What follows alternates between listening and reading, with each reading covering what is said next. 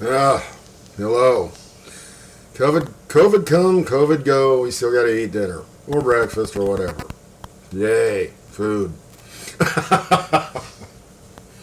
So, what are we doing today?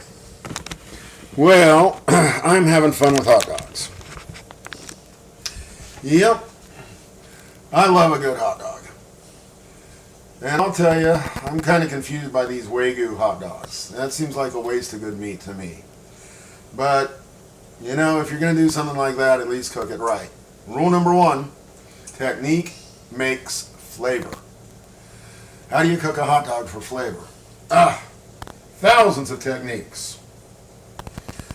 Behind me, I have the rich style.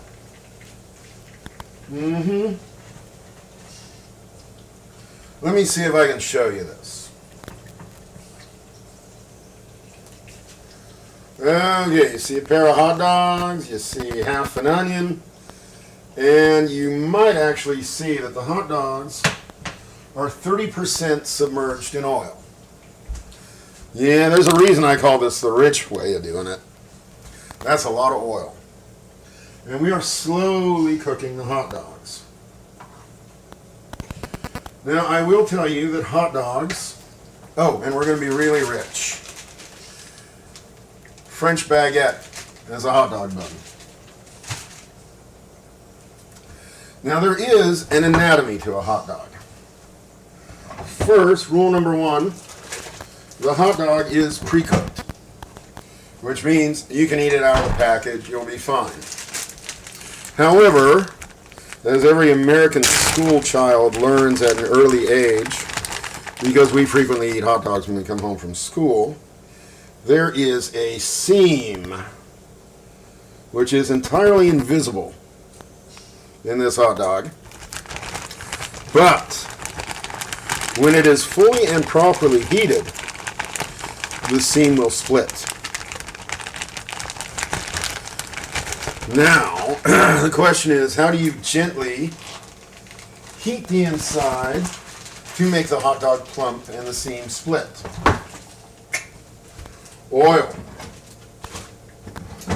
That's right. I've been saying the word confit a lot on the channel lately. And I am making a hot dog and onion confit.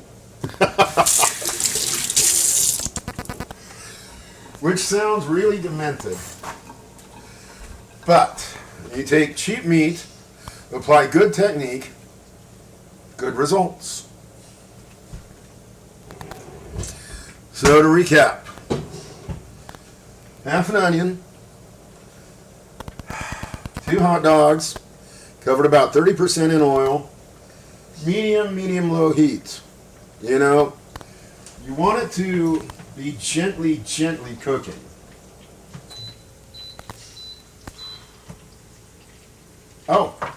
French fries are done.